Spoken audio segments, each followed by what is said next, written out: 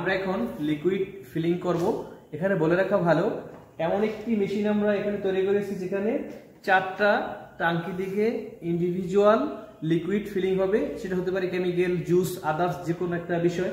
তো এখানে কিন্তু আমরা 5 থেকে 6টা পিএলসি ব্যবহার করেছি আমরা। তো প্রথম স্টেপে যেটা হবে, এখানে আমি প্রথমে অন করব, কনভেয়ারটা আমার অন হবে। আমি কনভেয়ারটা অন করলাম।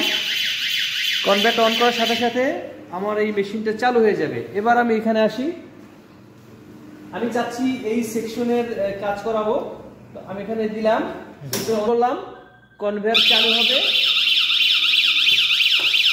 এখানে সে লক হবে, হেড ডাউন এবং ফিলিং স্টার্ট। ফিলিং শেষ, আবার কনভেয়ার চালু হবে। ফিলিং শেষ হয়েছে, হেড আপ হবে, লক ছেড়ে দেবে, কনভেয়ার রান। এবার আমি এই সেকশনে কাজ করব। আমি এই সেকশনটা অন করে দিলাম। ফর সেন্সর দেখবে, হেড ডাউন হবে, ফিলিং স্টার্ট হবে সাথে সাথে।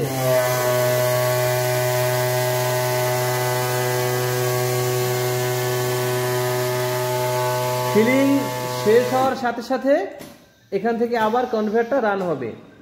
দেন আমার নেক্সট যে স্টেশন আছে, আমি সেই নেক্সট স্টেশনে গেলাম। এখানে যাওয়ার সাথে সাথে আবার কনভেয়ার চালু হবে। কনভেয়ার চালু হওয়ার সাথে সাথে আমার এই বোতলটা এসে ফটোসেন্সরের সামনে দাঁড়াবে। আবার হেড ডাউন হবে, হেড ডাউন হয়ে আবার ফিলিং হবে।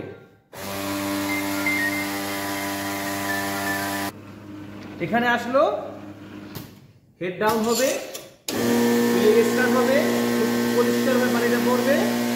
দেন আবার হেড আপ হবে এবং কনভেয়ারটা চলে যাবে। এখানে বলে রাখা ভালো, কোনো কারণে যদি এই জায়গাটায় ফটো সেন্সর এসে বোতল এসে থামে, অটোমেটিক অফ হয়ে যাবে।